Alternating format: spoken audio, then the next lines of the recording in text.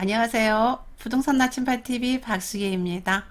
부동산 매매 계약에 있어서 부동산 매매 계약서를 작성하기 전에 보통 가계약금을 먼저 보내고 매도인과 매수인이 다시 일정을 잡아서 본 부동산 매매 계약서 작성을 하는 것이 보통 관례죠. 그런데 가계약금 보내고 난 이후에 본 매매 계약서를 작성하기 전에 매도인과 매수인의 어느 한쪽의 사유로 인해 가지고 가계약의 해제 요청이 들어오는 경우가 많습니다. 자, 그러면 여러분 계약 내용대로 이용하면 되지 무슨 이야기냐고 하실 수 있겠죠.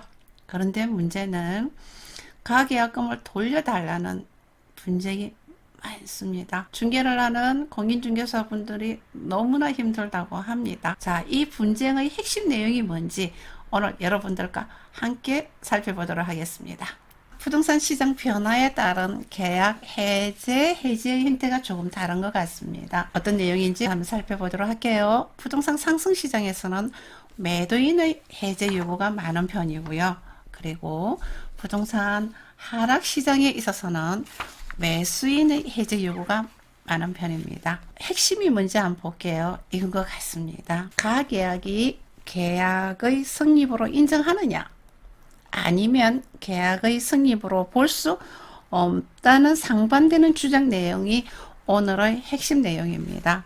이 핵심 내용을 가지고 풀어가 보도록 하겠습니다. 먼저 가계약금과 계약금의 일부의 법리적인 차이점을 제가 설명해 드리려고 합니다. 계약금의 일부라는 개념은 통상적으로 부동산 매매 계약서를 작성을 하면은 매매 금액의 10%를 계약금으로 인정을 하고 지급을 하죠.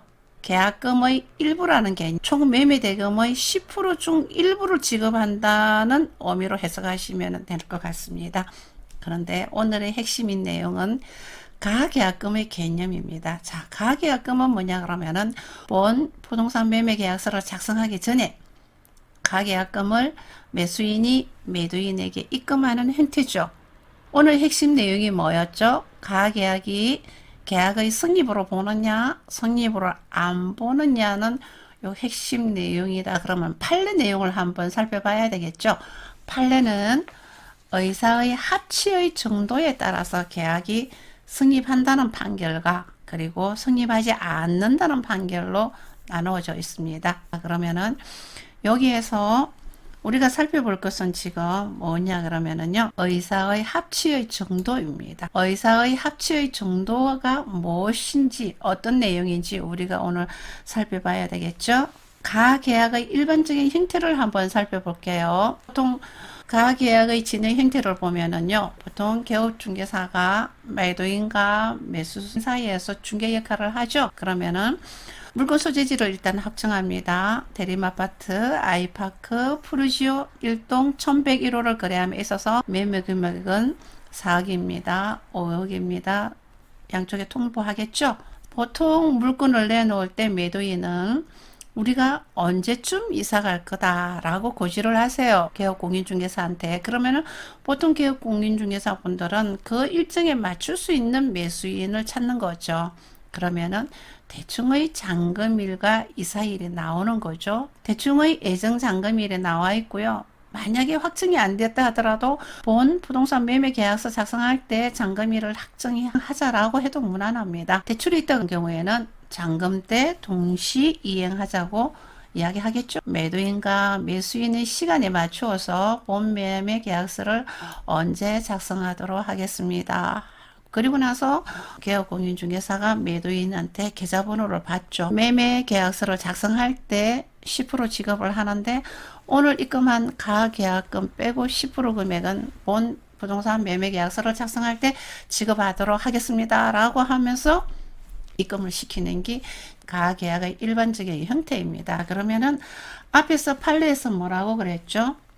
합치의 정도에 따라서 판례가 계약으로 인정하는 판례가 있고 인정하지 않는 판례가 있다고 그랬죠. 그러면은 합치의 내용을 한번 살펴보도록 하겠습니다. 합치의 정도 볼게요.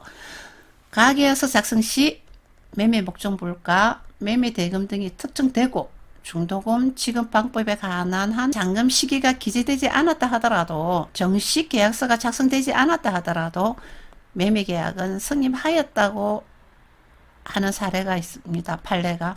2005년 6월 달이에요.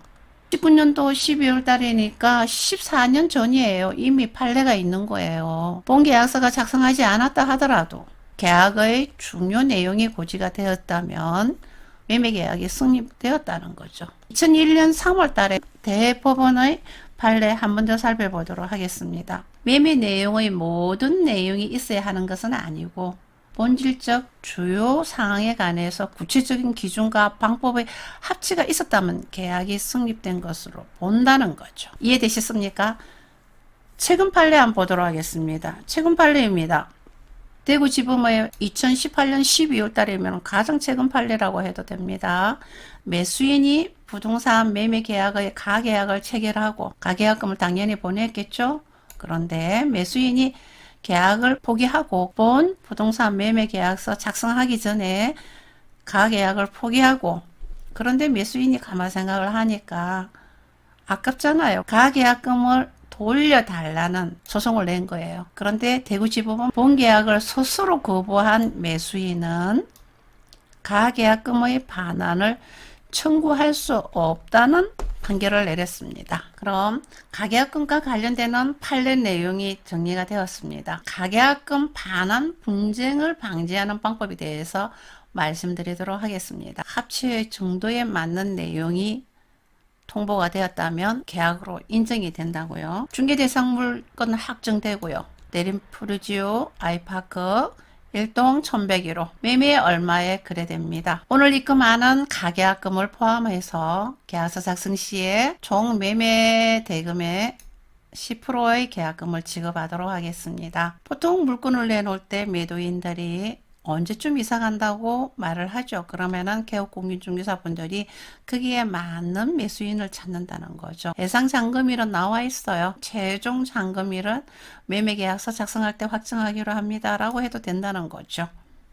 본 부동산 매매계약서가 작성이 아니 되었지만 계약이 성립되었음을 통보하고, 그리고 3번이 정말로 중요합니다. 가계약 후 본계약서를 작성하기 전에 본 계약을 해지할 경우에는 매도인은 가계약금의 배액을 상환하고 매수인은 계약금을 포기하고 본계약을 해지하기로 한다는 내용을 고지하셔야 됩니다. 개업공인중개사는 매도인과 매수인과 통화하실 때 1번에서 3번 내용을 충분히 고지를 하시고요. 매도인과 매수인과 통화 후에 다시 문자로 위에 세 가지 내용을 보내시는 거예요. 가장 좋은 거는 문서화로 해서 남겨두는 경우가 가장 좋죠. 그런데 보통 전화 통화로 서로 조율을 하다 보니까 문서로 못 남긴다 하면은 통화할 때 세 가지 내용 고지하고요.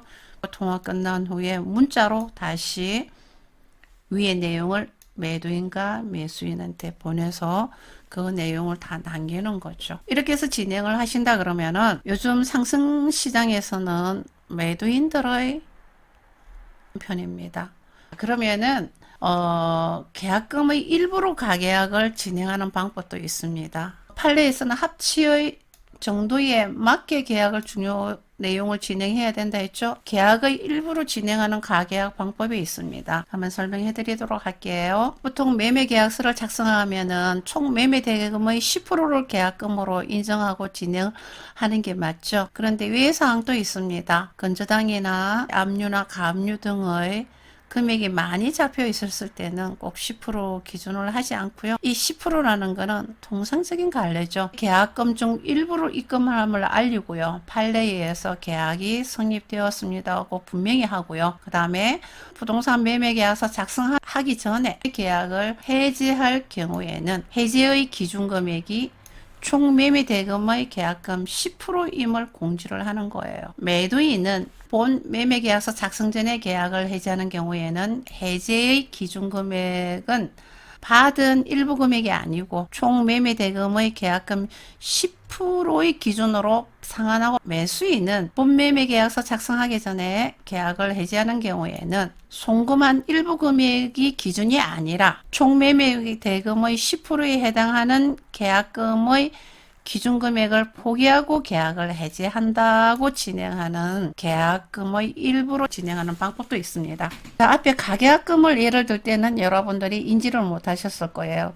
지금 제가 보여드리는 계약금의 일부로 가계약을 진행하는 방법을 보실 때는 엄청나지 않으세요? 가계약금으로 받은 일부 금액의 배액이 아니고 매도인은 총 매매 대금의 10%의 배액을 배상하고 해지를 하고 매수인은 일부 송금행 금액의 금액만 포기하는 게 아니라 매매 금액 중에서 10%의 계약금에 해당되는 금액을 포기하고 계약을 해지한다 그러면은 돈을 더 내놓고 매수인은 해지를 해야 되는 거죠. 이렇게 비교를 해드리니까 분명해지죠. 가계약으로 처리하는 방법은 두 가지가 있습니다. 계약금으로 처리하는 방법 그리고 계약금의 일부로 진행하는 두 가지가 방법이 있다는 거 기억하시고요. 근데 보통 중개 부동산 시장에서 많이 진행하는 일반적인 형태는 가계약금 형태로 진행하는 방법이 대다수인 걸로 제가 확인하고 있습니다. 그러면은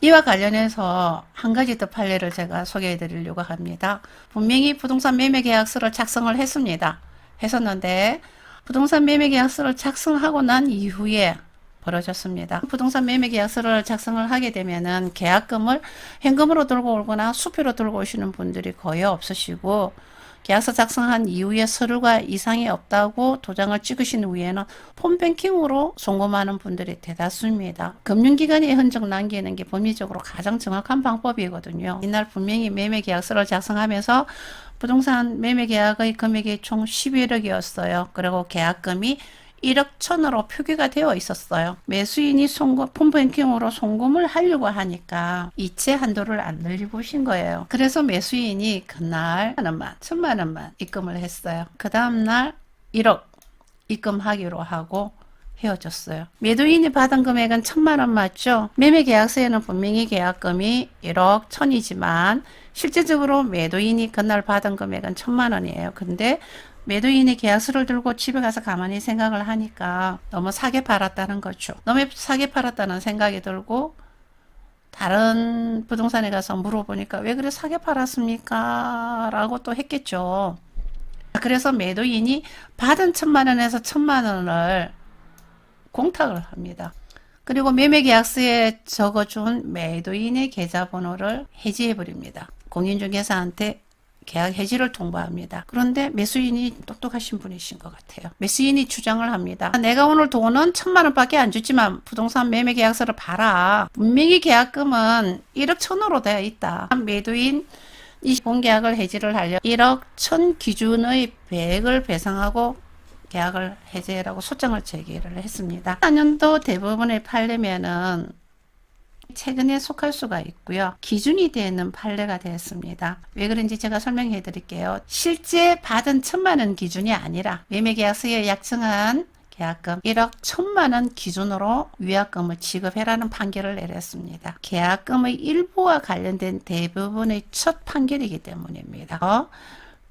약정 계약 기준의 판결이라는 거죠.